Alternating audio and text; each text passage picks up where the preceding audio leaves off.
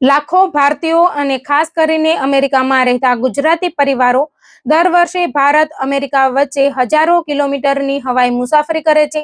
પરંતુ ઘણી વખત મુસાફરો મોટી મુશ્કેલીમાં કોઈ મોટા અકસ્માતને કારણે નહીં, પરંતુ પોતાની નાની નાની ભૂલોના કારણે ફસાઈ જાય છે. એરપોર્ટ પર એક નાની બેદરકારી હજારો ડોલરનું નુકસાન, ફ્લાઇટ ચૂકી જવી, સામાન ખોવાઈ જવો અથવા આખી મુસાફરીનો આનંદ બગાડી શકે છે. તેથી આજે અમે તમને એવી મહત્વપૂર્ણ માહિતી આપવા જઈ રહ્યા છીએ જે દરેક એનઆરઆઈ, દરેક ગુજરાતી પરિવાર અને દરેક આંતરરાષ્ટ્રીય મુસાફરે એકવાર જરૂર સાંભળવી જોઈએ. જો તમે અમેરિકા, કેનેડા, યુકે અથવા અન્ય કોઈ પણ દેશમાંથી ભારત આવવાના હોવ અથવા ભારતથી અમેરિકા જવાના હોવ તો આ માહિતી તમારા માટે ખૂબ ઉપયોગી સાબિત થઈ શકે છે. હું પાયલ પટેલ, તમે જોઈ રહ્યા છો એનઆરઆઈ પલ્સ.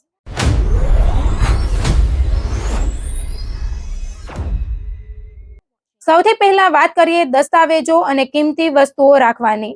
ઘણા લોકો પાસપોર્ટ, ગ્રીન કાર્ડ, રોકડ, ડોલર અને મહત્વના દસ્તાવેજો એક નાની પાઉચ અથવા નાની સાઇડ બેગમાં રાખે છે. આ રીત ખૂબ અનુકૂળ લાગે છે, પરંતુ સુરક્ષાની દ્રષ્ટિએ સૌથી મોટી ભૂલોમાંની એક માનવામાં આવે છે.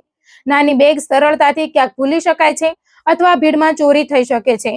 ઘણી વખત મુસાફરો રેસ્ટોરન્ટ, લાઉન્જ અથવા વોશરૂમમાં આવી પાઉચ મૂકી દે છે અને પછી યાદ આવે ત્યારે ઘણું મોડું થઈ ગયું હોય છે. તેથી પાસપોર્ટ, બોર્ડિંગ પાસ અને અન્ય મહત્વના દસ્તાવેજો હંમેશા શરીરની નજીક રહેલા ચેઇનવાળા અંદરના ખિસ્સામાં અથવા સુરક્ષિત ટ્રાવેલ વોલેટમાં જ રાખવા જોઈએ. હવે વાત કરીએ લગેજ પર પ્લાસ્ટિક રેપ કરાવવાની.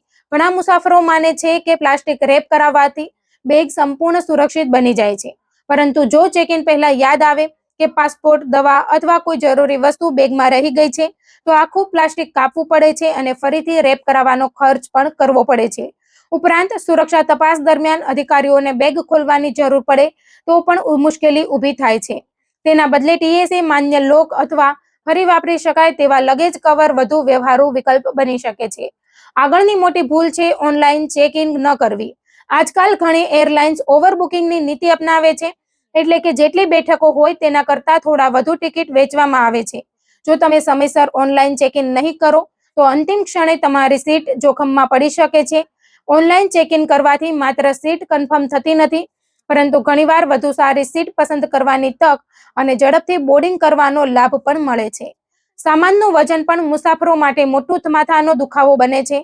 ઘણા લોકો ઘરેથી વજન કર્યા વગર સીધા એરપોર્ટ પહોંચી જાય છે અને ત્યાં ખબર પડે છે કે બેગ મર્યાદા કરતાં વધુ ભારે છે. ત્યારબાદ વધારાના વજન માટે ભારે ચાર્જ ચૂકવવો પડે છે. ખાસ કરીને શેમ્પૂ, લોશન, શેવિંગ જેલ અને અન્ય ભારે પ્રવાહી વસ્તુઓ બેગનું વજન વધારવામાં મોટો ફાળો આપે છે. ઘણી વખત આ વસ્તુઓ ગંતવ્ય સ્થળે ખરીદવી એરપોર્ટ પર વધારાનો ચાર્જ ચૂકવવા કરતાં વધુ સસ્તી પડે છે. હવે સુરક્ષા તપાસની વાત કરીએ તો મોટાભાગના મુસાફરો એરપોર્ટ પર જે પહેલી લાઈન દેખાય તેમાં જ ઊભા રહી જાય છે. પરિણામે એક લાઈનમાં ખૂબ ભીડ હોય છે, જ્યારે થોડે આગળ અથવા બીજા છેડે આવેલી લાઈન લગભગ ખાલી હોય છે. થોડું અવલોકન કરીને યોગ્ય લાઈન પસંદ કરવામાં આવે તો ઘણા મિનિટો બચાવી શકાય છે. પ્રવાહી પદાર્થોને લઈને નિયમોનું પાલન પણ ખૂબ જરૂરી છે. ઘણા લોકો મોટી બોટલમાં થોડું જ શેમ્પૂ અથવા પરફ્યુમ રાખીને લઈ જાય છે અને માને છે કે અંદરનું પ્રમાણ ઓછું હોવાથી કોઈ સમસ્યા નહીં થાય, પરંતુ સુરક્ષા અધિકારીઓ બોટલની ક્ષમતા જુએ છે, અંદર કેટલું પ્રવાહી છે તે નહીં. તેથી નિર્ધારિત મર્યાદા મુજબની નાની બોટલ અને પારદર્શક બેગનો ઉપયોગ કરવો જ સલામત રસ્તો છે. એરપોર્ટના ડ્યુટી ફ્રી વિસ્તારની ચમકધમક પણ મુસાફરો માટે એક છુપાયેલો ટ્રેપ બની શકે છે. સુંદર દુકાનો, ડિસ્કાઉન્ટ અને બ્રાન્ડેડ વસ્તુઓમાં લોકો એટલા વ્યસ્ત થઈ જાય છે કે બોર્ડિંગનો સમય જ ભૂલી જાય છે. અનેક મુસાફરો માત્ર ખરીદીમાં સમય પસાર કરતા પોતાની ફ્લાઇટ ચૂકી જતા હોવાના કિસ્સાઓ સામે આવ્યા છે. તેથી ખરીદી કરો, પરંતુ મોબાઈલમાં એલાર્મ સેટ કરવાનું ક્યારેય ભૂલશો નહીં. હવે ફ્લાઇટ બુકિંગ વિશે વાત કરીએ. ઘણા લોકો સીટ પસંદ કરતી વખતે ફક્ત બારી કે આઇલ સીટ જ જુએ છે, પરંતુ કેટલીક સીટોમાં લેગ રૂમ ઓછો હોય છે, કેટલીક સીટ રિક્લાઇન થતી નથી અને કેટલીક ટોયલેટની બિલકુલ નજીક હોવાથી સતત અવરજવર રહે છે.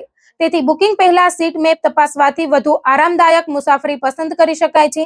જો તમને પ્લેનમાં ટર્બ્યુલન્સથી ડર લાગે છે અથવા ઉલટી થતી હોય તો શક્ય હોય ત્યાં સુધી વહેલી સવારની અથવા મોડી રાતની ફ્લાઇટ પસંદ કરવી વધુ અનુકૂળ રહે છે. દિવસ દરમિયાન સૂર્યની ગરમીના કારણે હવામાં ઊભા થતા થર્મલ કરન્ટ્સના કારણે કેટલીકવાર ઝટકા વધુ અનુભવાઈ શકે છે, જ્યારે વહેલી સવાર અને મોડી રાત્રે વાતાવરણ ઘણીવાર વધુ સ્થિર રહે છે. જો કે ટર્બ્યુલન્સ હવામાન અને રૂટ સહિત અનેક પરિબળો પર આધારિત હોય છે. ફ્લાઇટ મોડી પડવાની શક્યતા ઘટાડવા માટે પણ એક સરળ રીત છે. દિવસની પહેલી ફ્લાઇટ સામાન્ય રીતે અગાઉની ફ્લાઇટ્સના વિલંબથી ઓછી પ્રભાવિત થતી હોવાની સમયસર ઉડાન ભરવાની શક્યતા વધુ હોય છે.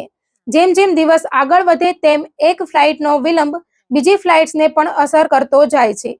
બીજું, હવે આરોગ્યની વાત કરીએ તો ફ્લાઇટ પહેલા ભારે તેલિયું અથવા અજાણ્યું મસાલેદાર ભોજન ખાવું ઘણીવાર મુશ્કેલી ઊભી કરે છે.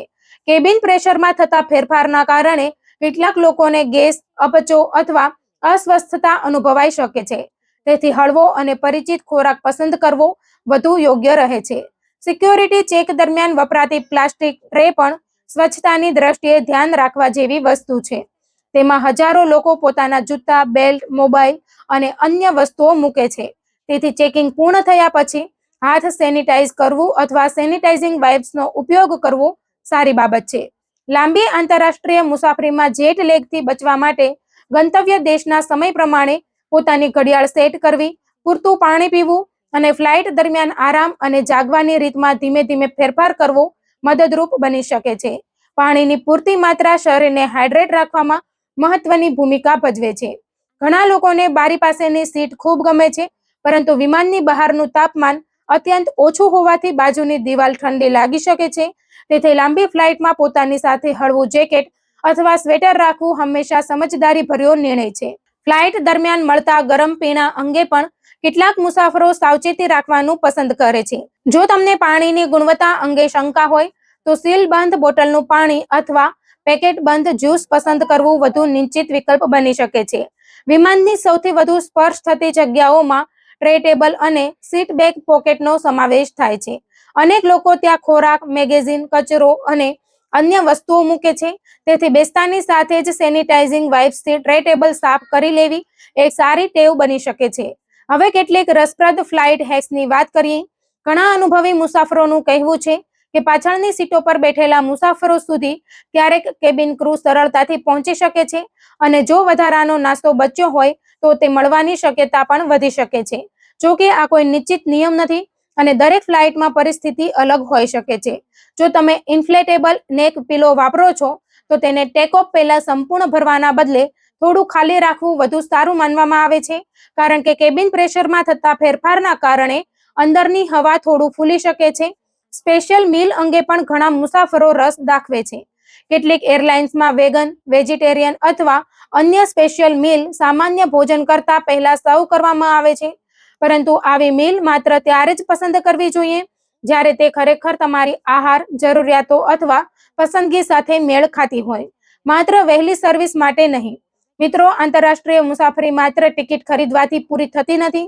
સાચી તૈયારી, યોગ્ય આયોજન અને નાની નાની બાબતો પર ધ્યાન આપવાથી તમારી આખી મુસાફરી વધુ સુરક્ષિત, આરામદાયક અને તણાવમુક્ત બની શકે છે.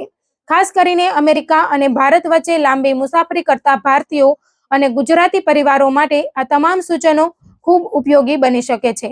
જો તમે જલ્દી મુસાફરી કરવાની યોજના બનાવી રહ્યા છો તો આ દરેક મુદ્દો એકવાર જરૂર યાદ રાખજો, કારણ કે ઘણી વખત નાની સાવચેતી મોટી મુશ્કેલીથી બચાવી શકે છે.